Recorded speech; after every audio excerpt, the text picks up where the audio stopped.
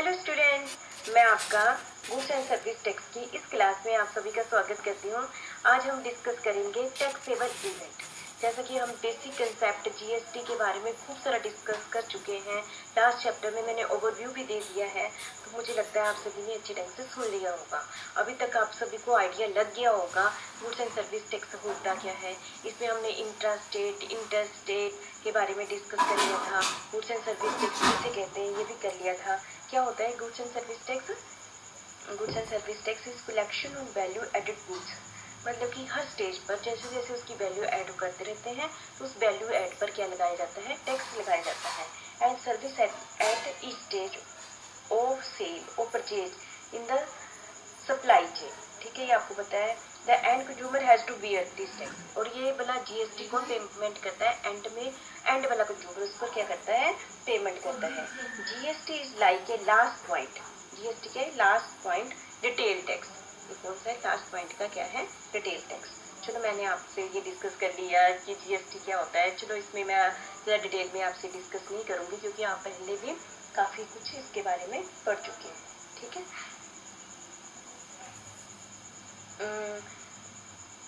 According to Article 366, Clause 12A of the 122 Constitutional Amendment Bill 2014 define GST किसे कहते हैं?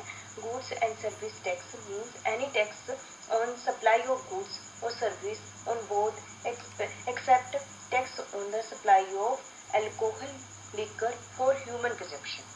ये मैंने आपके साथ लास्ट वीडियो में बहुत डिटेल में डिस्कस कर लिया था कि किन चीज़ों पर अभी जीएसटी नहीं लगेगा। ठीक है, और कुछ जो कौन सी चीज़ें सिर्फ स्टेट के पास रहेंगी, कौन सी सेंटर के पास रहेंगी। चलो, आज हम डिस्कस करेंगे टैक्सेबल इवेंट।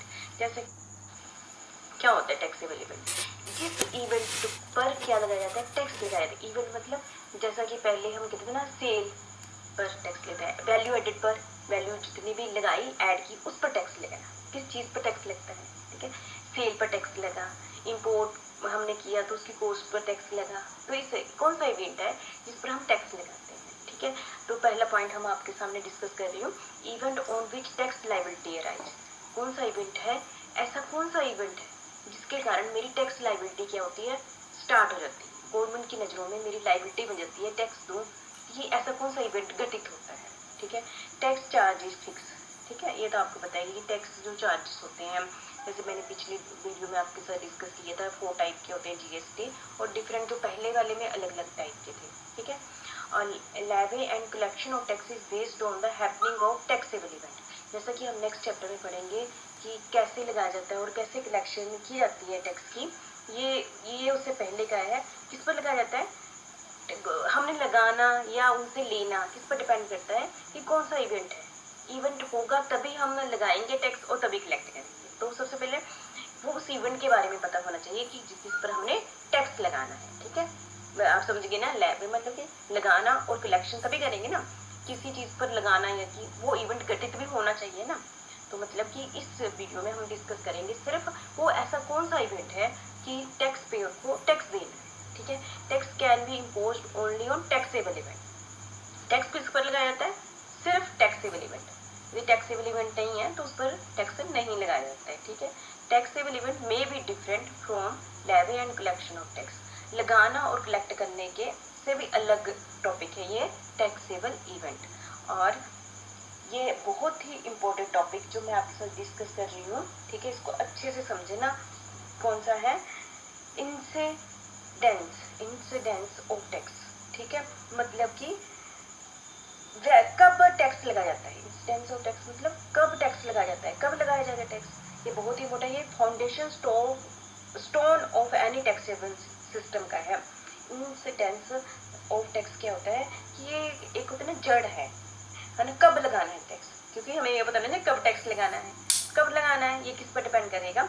इसके लिए हमें क्या चाहिए? Taxable event. Incidence of tax मतलब होता है कि हमने टैक्स कब लगाना है। ऐसी क्या घटना होगी कि हमने टैक्स लगाना है। Determines the occurrence of that particular event. ठीक है, तो उसको कहा करें टैक्सेबल इवेंट। ऐसा कहा हुआ है। टैक्सेबल इवेंट घटित होगा तभी लगाएंगे ना, है ना। तो अभी तक इस पिक्चर में, इस स्लाइड से आप सारे समझ गए होंगे टैक्सेबल इवेंट क्या होता है।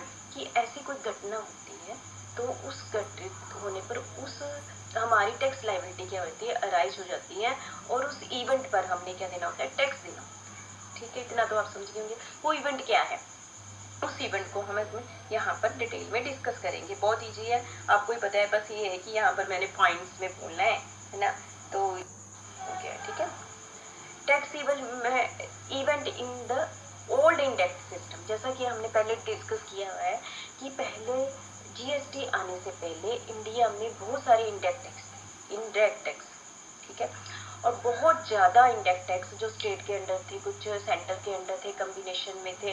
तो मैंने आपकी लास्ट वीडियो में बताया एक के अंडर 20 है ना, बहुत ज़्यादा थे, तो उनको मैनेज करना, उनको उसका प्रॉपर ऑर्गेनाइजेशन स्ट्रक्चर बनाना तो बहुत ही कॉस्टली पड़ता था। अब क्या कर दिया, सिर्फ एक बना दिया जीएसटी, कुछ चीज़ों को छोड़कर ना। तो जो पिछला हमारा इवेंट था, पिछला जो हमारा इंडेक्ट टैक्स था, जिसमें मैं कह रही हूँ बड़ी बहुत ज़्यादा था, तो उस समय क्या इवेंट थे कि जिस पर क्या लगाया जाता था, टैक्स लगाया जाता था। जो हमारा ओल्ड इंडेक्स सिस्टम था, उसमें ऐसे कौन से इवेंट थे जिस पर क्या लगाया जाता था, टैक्स लगाया जाता था। सबसे पहले एक्साइज ड्यूटी हमने डिस्कस किया था। एक्साइज ड्यूटी क्या होती है, जब भी इंडिया में कोई भी प्रोडक्शन होती है ना, तो वो गुड्स इंडिया में प्रोडक्शन, उस पर क्या लगते हैं, ड्यूटी लगती है। मैंने आपके पहले लेक्चर में किया था। तो इस समय इवेंट क्या है, गुड्स है ना, गुड्स है ना। और सर्विस टैक्स क्या हुआ, सर्विस प्रोवाइडिंग और सर्विस इन टैक्सेबल, है ना, कि हम सर्विस प्रोवाइड करते हैं, उस पर क्या लगते हैं, टैक्स लगाते हैं। तो यहाँ पर इवेंट क्या हुआ, सर्विस। पिछले में गुड्स हुआ, यहाँ सर्विस हुआ।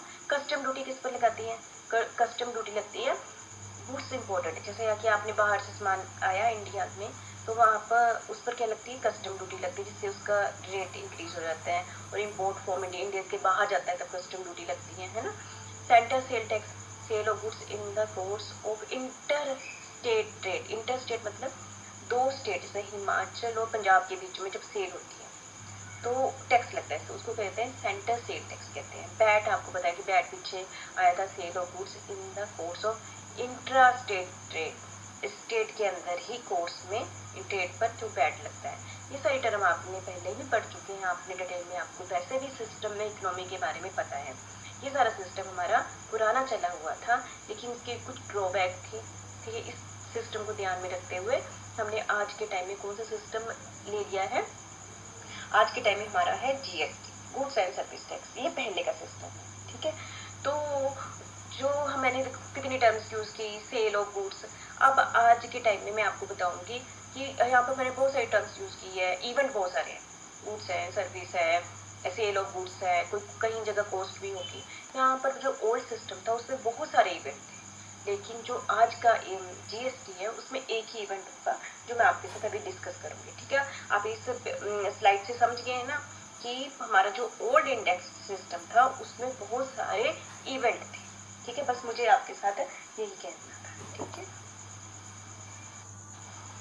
अब इस पिक्चर में आप देख रहे हैं taxable event under GST, goods and service tax. इसमें हमने देखना है कि कितने इवेंट है, किस इवेंट पर। Article 366 12A of the constitutional, और अमेंडमेंट कब की थी, 101वीं अमेंडमेंट थी। एक्ट कौन सा था, 2016। देखो 2016 अभी का है, 4 साल पहले का, तब ये किया गया है। ये आर्टिकल में कहा गया जीएसटी के बारे में। किसके बारे में कहा गया है, टैक्सेबल इवेंट के बारे में कहा गया। उसने कहा जीएसटी में सिर्फ एक ही इवेंट है, जैसे हमने पिछली वीडियो में देखा ना, बहुत सारे इवेंट थे, सेल शब्द भी था, है ना। यहाँ क्या एक सिंगल इवेंट पर लगता है, इवेंट घटित होगा तब उसको टैक्स देना पड़ेगा। ठीक है, सप्लाई ऑफ गुड्स और सर्विस, सप्लाई, देखो यहाँ पर इवेंट एक ही है, यहाँ पर इवेंट है, सिर्फ सप्लाई शब्द यूज करेंगे हम। मैं आपको ये नहीं कहूँगी, सप्लाई शब्द जहाँ आ गया मतलब जीएसटी लगेगा। सप्लाई क्या है, बहुत ही वास्ट टर्म है सप्लाई में। अब वो मैं आपको नेक्स्ट वीडियो में डिटेल में करूँगी। सप्लाई बहुत ही वास्ट है। यहाँ पर एक सिंगल इवेंट है, वो सिंगल इवेंट कौन सा होगा, सप्लाई। सप्लाई है इवेंट। टैक्सेबल इवेंट कौन सा है, यदि आपको कोई पूछे जीएसटी में टैक्सेबल इवेंट क्या है, सप्लाई, सप्लाई ऑफ गुड्स और सर्विस, और सप्लाई ऑफ गुड्स या सप्लाई ऑफ सर्विस, या दोनों ही जब सप्लाई होती है तब टैक्सेबल इवेंट घटित होता है, तब टैक्स अथॉरिटी उस पर क्या लगाती है, टैक्स लगाती है, और हमने पेमेंट करना होता है। देखो यहाँ पर मैंने बोला ना, शब्द मैंने कौन सा यूज किया, सप्लाई, नॉट सेल, क्योंकि सेल क्या है, एक लिमिटेड शब्द है, सेल बेचना, है ना।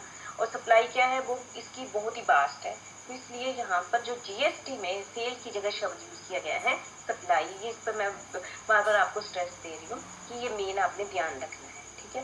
कंसिडरेशन इज नॉट रिक्वायर्ड, जैसा कि आपको सभी को पता है, आपने बिजनेस लॉ भी पढ़ा है कि हमारा कॉन्टैक्ट कब होता है, जब हम दोनों के बीच में क्या होता है, कॉन्टैक्ट होता है कि कंसिडरेशन देता है, एक भी देता है दूसरा भी देता है।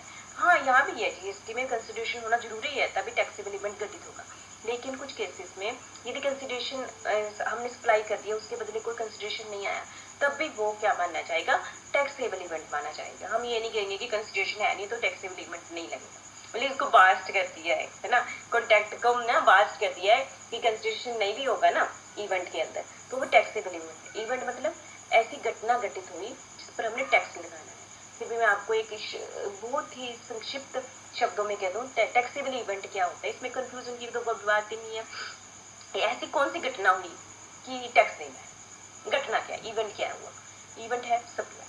बस आपने माइंड में ये रखना, गुड्स एंड सर्विस टैक्स के अंदर जब हम भी सप्लाई करते हैं ना, वो टैक्सेबल इवेंट है, तो मतलब कि वो इवेंट घटित हो गया, उस पर हमने टैक्स देना है।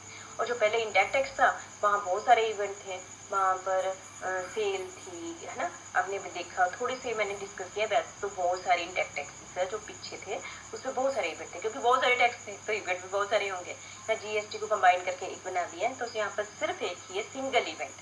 सिंगल इवेंट कौन सा घटित होगा, सप्लाई होगी, तो जो पेयर है, टैक्स पेयर है, उसको उस पर क्या देना पड़ेगा, टैक्स देना पड़ेगा। तो अब मुझे लगता है कि इस वीडियो से आप टैक्सेबल इवेंट को समझ गए होंगे, ठीक है।